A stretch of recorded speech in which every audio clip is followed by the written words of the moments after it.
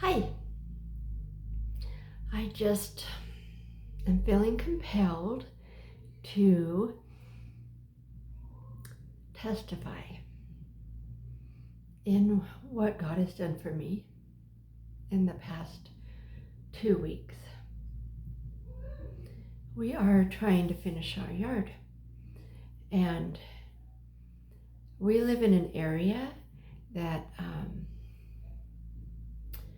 let's just say, all the weeds and thistles and thorns that were on the earth after Adam and Eve left the Garden of Eden are in our yard.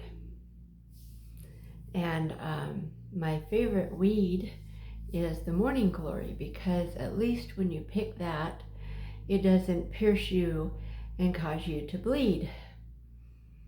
And so okay, let's start at the beginning. Back when there was still snow on the ground, I was journaling and asking God questions, and I was like, how am I going to get better? How are we going to get our strength back? And he said, the yard will be the means.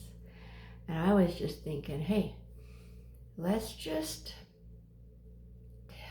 bite the bullet and pay for someone to do this, because it is extensive. We have more rocks than I've seen anywhere and I live in Utah.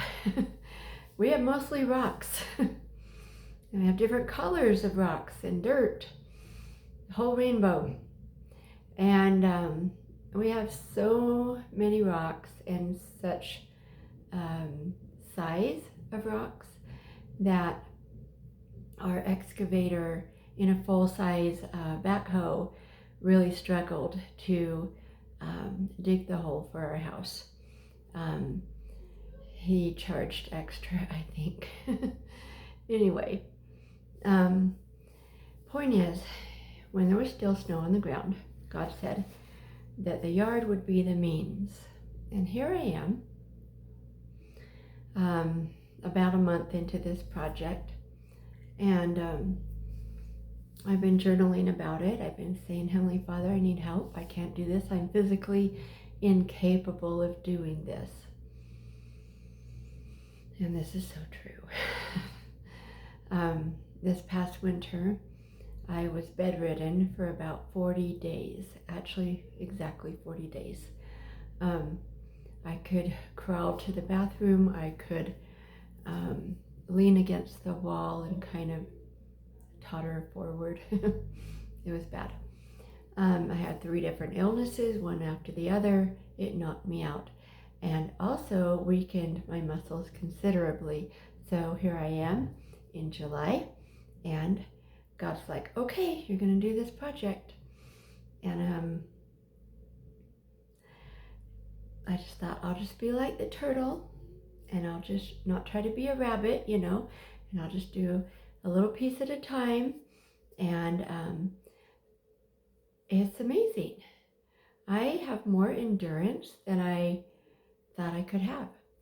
I was praying about it, and I was like, Heavenly Father, I can't do this. And he's like, I'm going to send angels to help you. What do you know? Our neighbors loaned us some landscaping tools. One of my son's friends came over and helped. And also there was an opening in, we have a local excavator, different guy, and he had an opening in his schedule. Somebody canceled, and it was exactly the right time for him to come and do some work on our property. It was exactly the right day and the right time of day.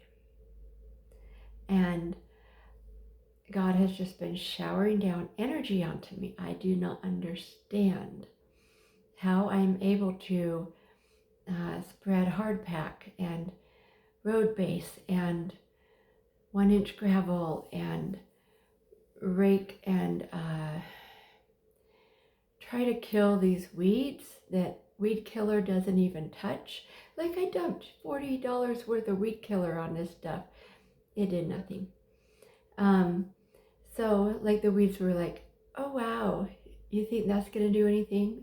No. Anyway, I used a flamethrower last year, did nothing.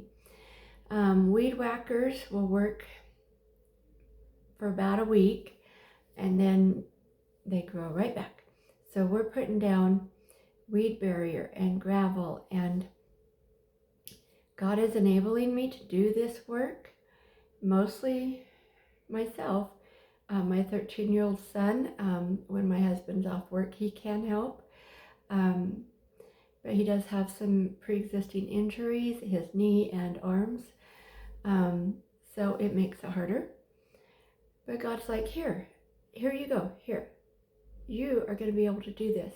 You're going to have the energy of angels. And it's astounding.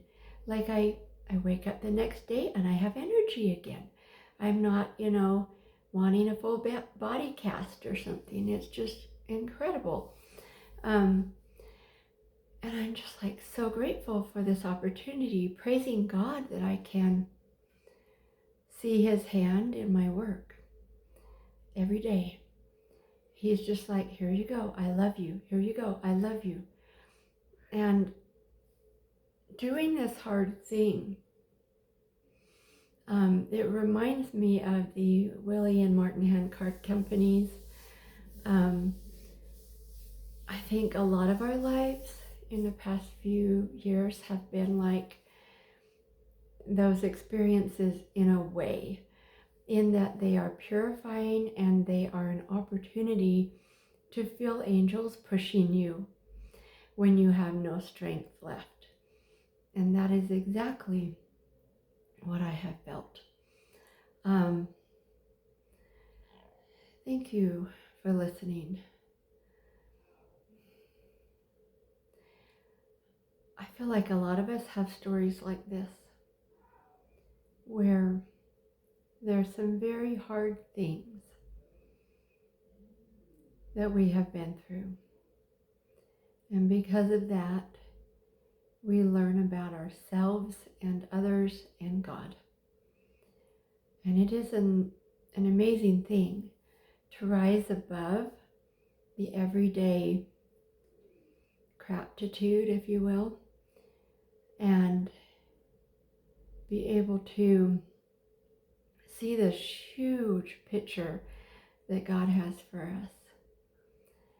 And it is a plan that refines us and brings out our superpowers, our spiritual and physical gifts that he has given us so that we can survive this time period. I think we're going to see more and more gifts. We're going to see them in our children and our grandchildren and ourselves. And I look forward to it, because every gift testifies of the power of God versus the intimidation of the dark, of Satan. So, there's this song lately I've been singing as I rake, and the chorus is awesome. Rise and shine, give God your glory, glory. Actually, it says give God the glory, but I've been thinking about give God your glory. And it's kind of like with love, where you give all this love, and then it multiplies and comes back to you. And you give God your glory, and he gives glory back to you, and your life starts to shine. It's no longer darkness. It's no longer overwhelming. I think we become fearless as we are upon the Lord's errand every day. And if we just get up and we say, what can I do for you, God? And then we do it. Miracles happen every day. I love you all. Talk to you later. Bye-bye.